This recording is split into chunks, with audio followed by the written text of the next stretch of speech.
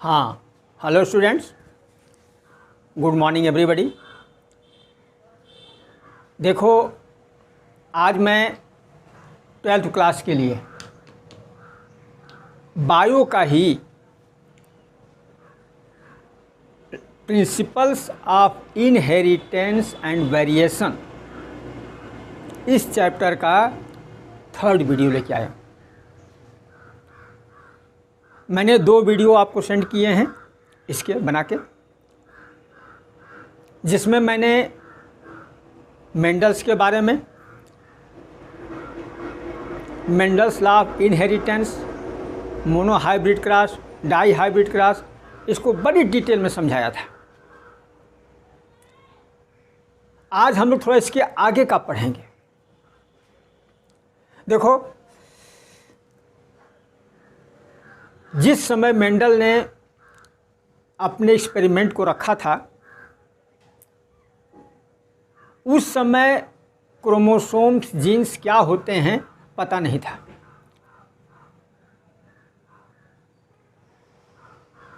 उसके काफ़ी बाद में, इसलिए वो प्रूफ भी नहीं कर पाया, लेकिन उसके काफ़ी बाद में 1900 के आसपास जाके क्रोमोसोमल थियरी पब्लिश हुई, जीन्स थियरी पब्लिश हुई।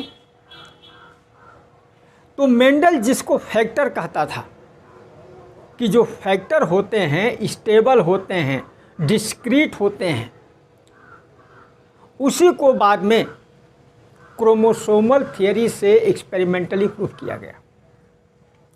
तो हम लोग अभी क्या पढ़ेंगे? क्रोमोसोमल थियरी ऑफ इनहेरिटेंस हम लोग पढ़ेंगे।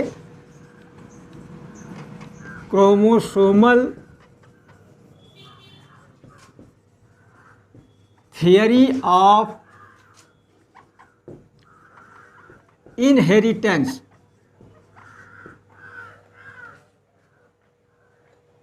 वंशागति का या वंशानुगति का क्रोमोसोमल सिद्धांत, गुणसूत्रीय सिद्धांत इसको हिंदी में कहते हैं।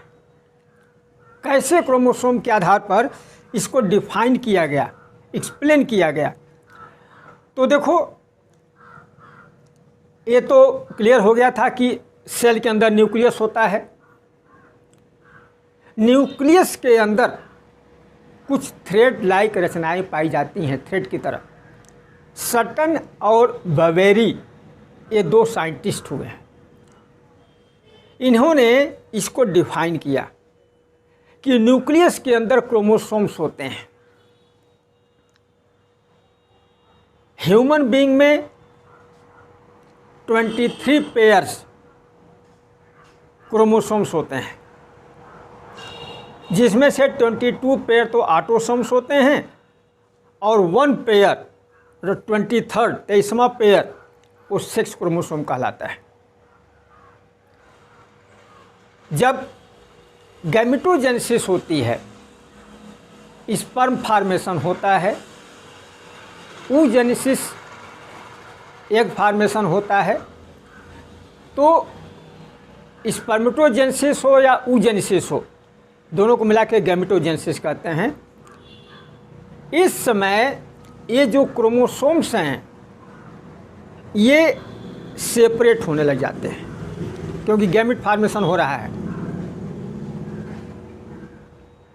क्रोमोसोम्स के अंदर जो मैं 23 पेयर की बात कर रहा हूँ, 23 पेयर बहुत इम्पॉर्टेंट चीज़ है। 23 पेयर्स ऑफ क्रोमोसोम्स ये होमोलोगस क्रोमोसोम कहलाते हैं। ये भी सुन लो, होमोलोगस क्रोमोसोम। जैसे मैं 23 पेयर की बात कर, 2-3 एग्जाम्पल बताता हूँ। जैसे मान लो ये फर्स्ट पेयर है। फर्स्ट पेयर में अगर ये क्रोमोसोम ऐसा है तो इसके साथ वाला भी ऐसा ही होगा। दो बोथ आर सेम। एक पेयर के दोनों क्रोमोसोम सेम होते हैं। लेकिन अगर सेकंड पेयर की बात करें तो हो सकता है कि यह और भी ऐसा हो, लंबा हो, तो दूसरा भी साथ वाला लंबा होगा। ऐसे सेकंड पेयर का कहने का मतलब है कि जो भी 23 पेयर्स क्रोमोसोम्स होते हैं, हर पेयर की शेप एंड साइज अलग अलग होती है। लेकिन एक पेयर में कोई भी पेयर ले लो, उसके दोनों क्रोमोसोम बिल्कुल सेम होते हैं। इसको होमोलोगस क्रोमोसोम कहते हैं। अब जब गैमेटोजेनेसिस होती है, एक क्रोमोसोम सेपरेट होते हैं। देखो कैसे, जैसे मान लो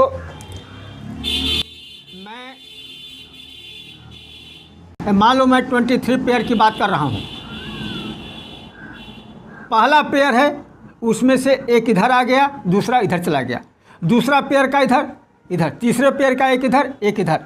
ऐसे जो 22 पेयर हैं, 22 दूनी 44, 22 क्रोमोसोम इधर आ गए, 22 क्रोमोसोम इधर आ गए।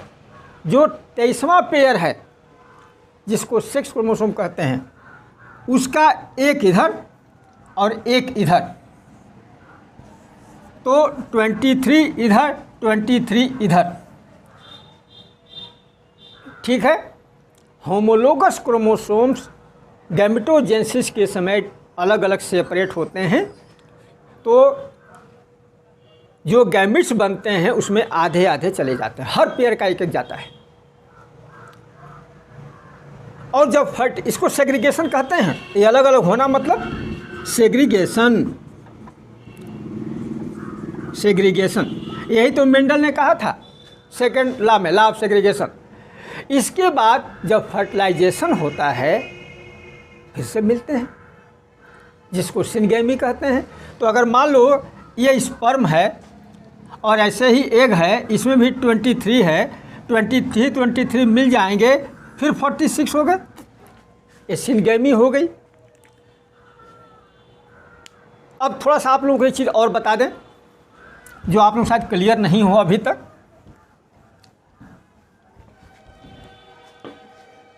क्रोमोसोम में ही हमारे सारे लक्षण निहित होते हैं। हमारे जितने कैरेक्टर्स हैं हमारे जितने आनुवंशिक कैरेक्टर हैं, ये क्रोमोसोम्स पर ही होते हैं, क्योंकि क्रोमोसोम्स ही माता पिता से बच्चों में जाते हैं, वो उन कैरेक्टर्स को लेके जाते हैं। अब देखिए, जब बाद में और स्टडी हुई तो मालूम हुआ कि क्रोमोसोम्स की संख्या तो काफ़ी कम है, लक्षण तो बहुत ज़्यादा है। सैकड़ों की संख्या में लक्षण हैं, हजारों की संख्या में लक्षण हैं।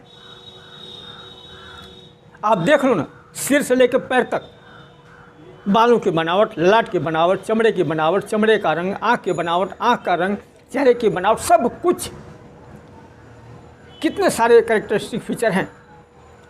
अब इतने 46 क्रोमोसोम ही इतने सारे लक्षणों को कैसे कैरी करेंगे? तो बाद में एक थ्योरी आई, genes theory of inheritance. Gene theory of inheritance, gene theory of inheritance. इसको बता दूं, Sutton and Boveri, Sutton and Boveri, इन्होंने क्रोमोसोमल थियरी ऑफ इनहेरिटेंस दिया था। इसको दिया था टी.एच. मॉर्गन ने।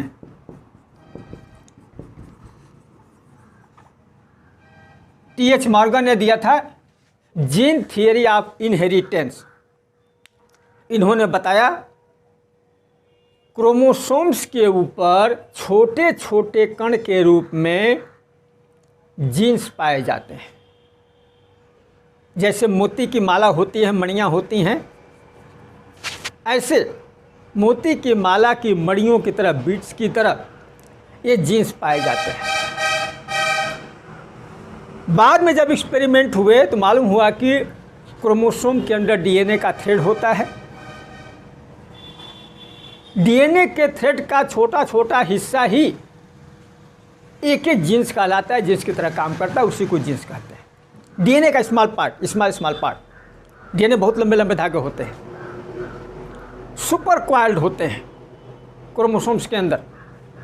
वो शायद बाद में आप लोग पढ़ोगे, लेकिन अब यही समझो कि जो जीन्स हैं, इतना चलो जीन्स जो हैं क्रोमोसोम्स के ऊपर छोटे छोटे कण हैं, यही जीन्स लक्षणों को कैरी करते हैं from one generation to other, from parents to progeny, from mother father to child. एक पीढ़ी से दूसरी पीढ़ी में लक्षणों को लेके जाते हैं। मॉर्गन का एक्सपेरिमेंट एक विशेष तरह की मक्खी जिसको ड्रोसोफिला मेलानोगैस्टर कहते हैं, ड्रोसोफिला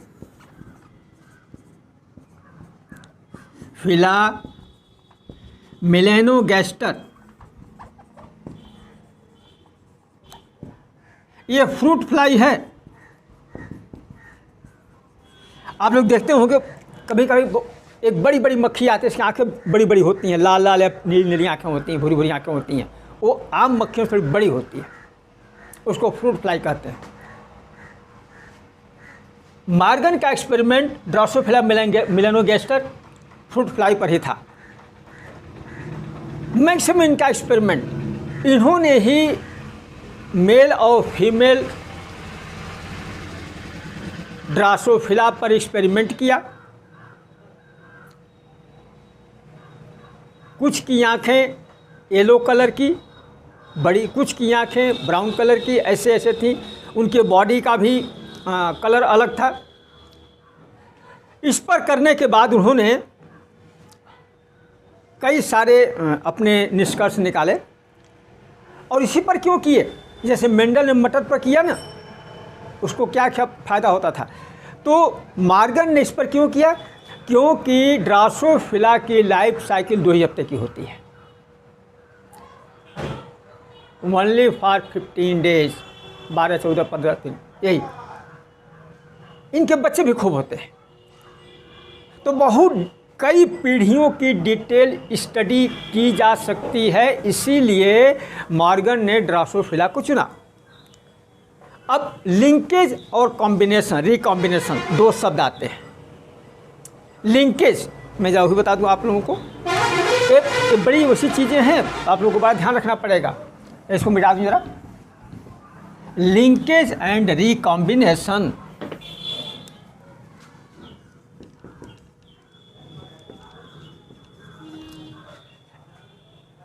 लिंकेज एंड रिकॉम्बिनेशन। अब देखो लिंकेज क्या है? लिंकेज क्या है?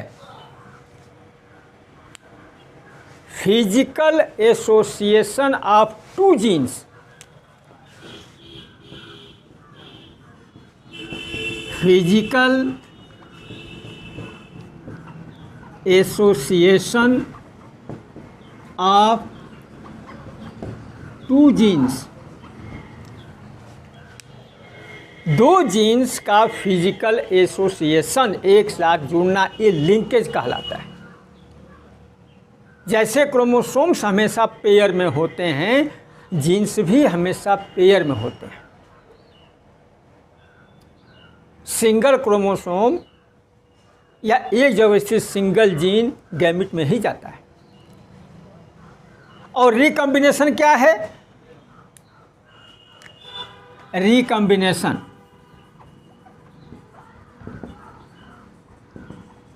ये सब कुछ टर्म्स हैं, कुछ वर्ड्स हैं। Generation of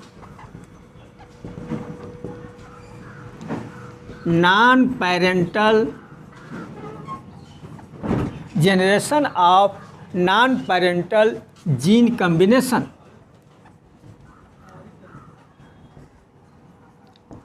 gene combination. ये देखिए,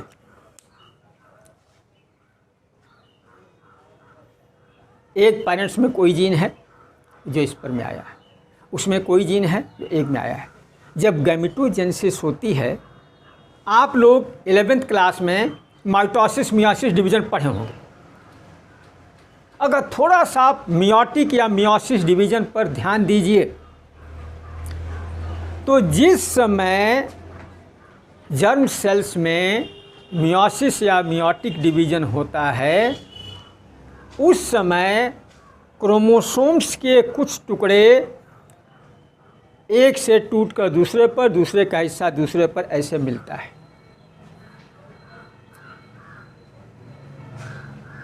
ठीक है, एक का लक्षण दूसरे के साथ, दूसरे का लक्षण, जब जीन ही इधर उधर मिल जाएंगे दूसरे क्रोमोसोम के थोड़े थोड़े हिस्से में, एक क्रोमोसोम का बड़ा हिस्सा दूसरे का थोड़ा, तो उनका कैरेक्टर बदल जाएगा।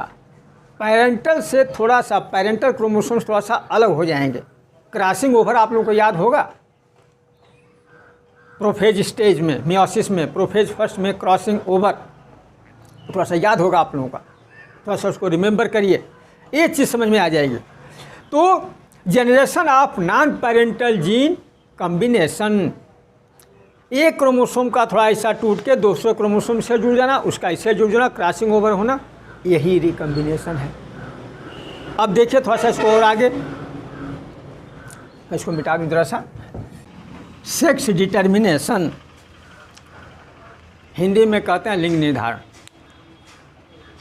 आने वाली संतान, उसका सेक्स क्या होगा, मेल होगा कि फीमेल होगा। मैं थोड़ा सा ह्यूमन का बाद पढ़ाऊँगा, उसके आगे उसके बाद थोड़ा सा इंसेक्ट और बर्ड्स वगैरह के बारे में बता देता हूँ। देखिए इंसेक्ट्स में क्या होता है, जो टिड्डे उड्डे होते हैं, ग्रासहॉपर वगैरह होते हैं, इनमें क्या होता है, बाकी ऑटोसोम्स छोड़ दीजिए, सिर्फ सेक्स क्रोमोसोम की बात कर रहा हूँ। तो इंसेक्ट में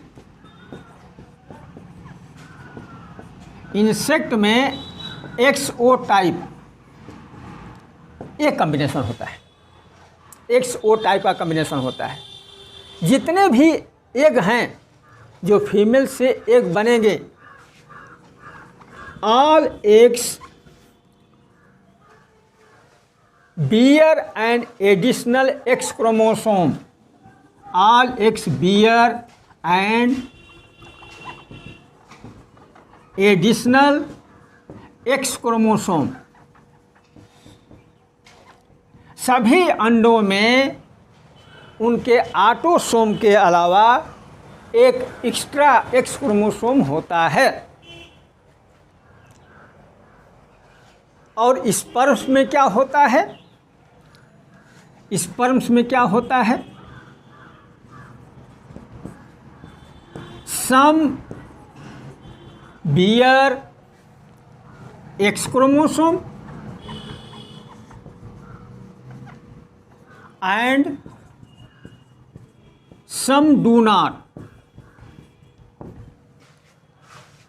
सभी एग में X क्रोमोसोम होते हैं, लेकिन स्पर्म में कुछ स्पर्म में X क्रोमोसोम होंगे और कुछ में नहीं होंगे।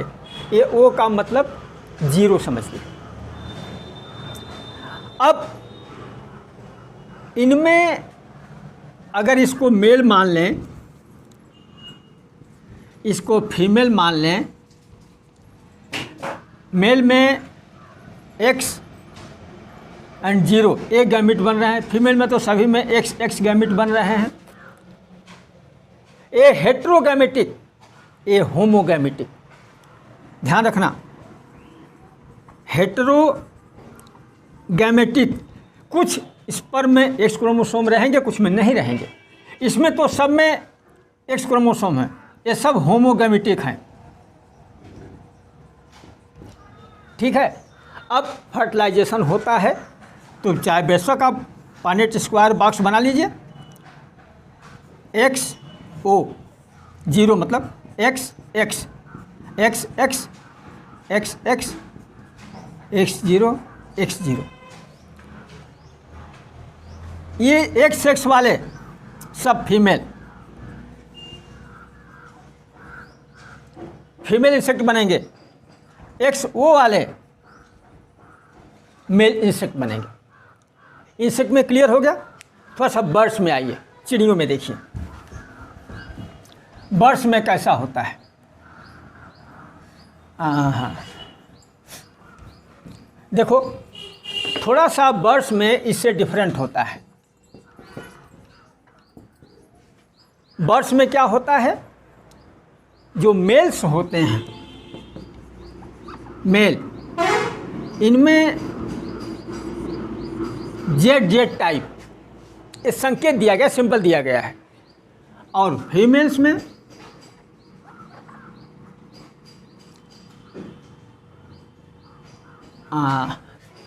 जेड डब्लू, इसका संकेत लिखते हैं जेड डब्लू, मतलब फीमेल बर्ड्स जो हैं ये हेट्रोगैमेटिक हैं, हेट्रोगैमेटिक हैं, जबकि मेल बर्ड्स होमोगैमेटिक हैं। इंसेक्ट से अलग हो गया ना, इंसेक्ट में मेल हेट्रोगैमेटिक थे, इसमें मेल होमोगैमेटिक है। इंसेक्ट में फीमेल होमोगैमेटिक थी, यहाँ सेक्स डिटर्मिनेशन में कौन रिस्पॉन्सिबल होगा? फीमेल चिड़िया। अब इसमें अगर बनेगा, मान लीजिए क्रॉसिंग होती है तो एक गैमिट ए, एक गैमिट ए, एक गैमिट ए, एक गैमिट ए। अब अगर मिलता है इनका, पनेट बॉक्स से ही देख लो, जेड जेड ये मान लीजिए मेल है, जेड डब्लू ये फीमेल है, Z Z, Z W, Z Z, Z W. अब ये जेड जेड क्या है? ये मेल बनेंगे, male bird. Z W female bird. Clear हो गया? यहाँ सेक्स डिटर्मिनेशन फीमेल बर्ड से होता है। ठीक है, अब थोड़ा सा आ जाइए ह्यूमन बीइंग पर, जो आप लोगों को डिटेल में पढ़ना है। ह्यूमन बीइंग में क्या होता है? In human, sex determination in human. देखिए फिर से थोड़ा रिपीट करता हूँ, हम लोगों की जर्म सेल में 46 क्रोमोसोम्स पाए जाते हैं,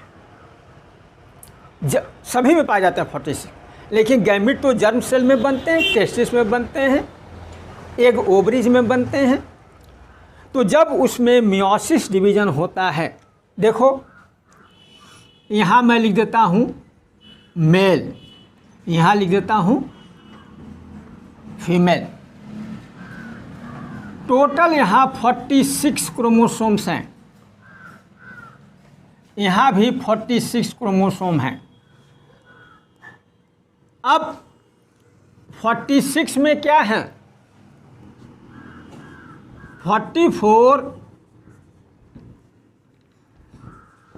ऑटोसोम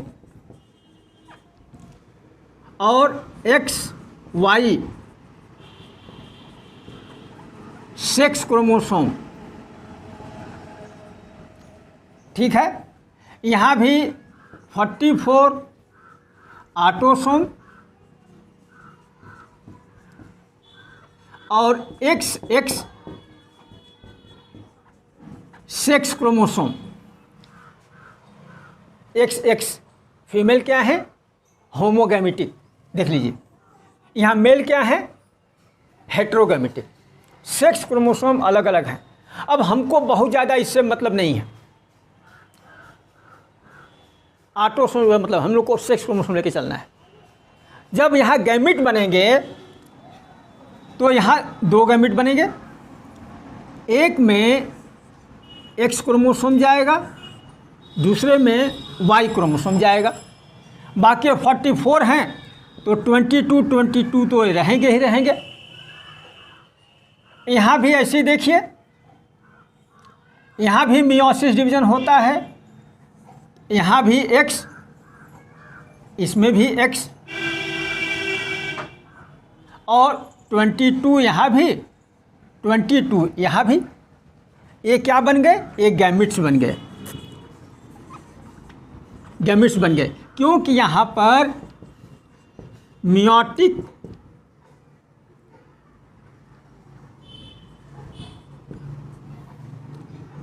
डिवीज़न हुआ, मियोटिक डिवीज़न हुआ या मियोसिस डिवीज़न हुआ, एक गैमिट्स बन गए। अब जब फर्टिलाइजेशन होगा, ये इनमें से किसी से मिल सकता है, ये इनमें से किसी से मिल सकता है। अगर ये एक्स मिलता है इस वाले एग से, ये स्पर्म है, ये दोनों एग हैं, एग, इसको कह सकते हैं स्पर्म।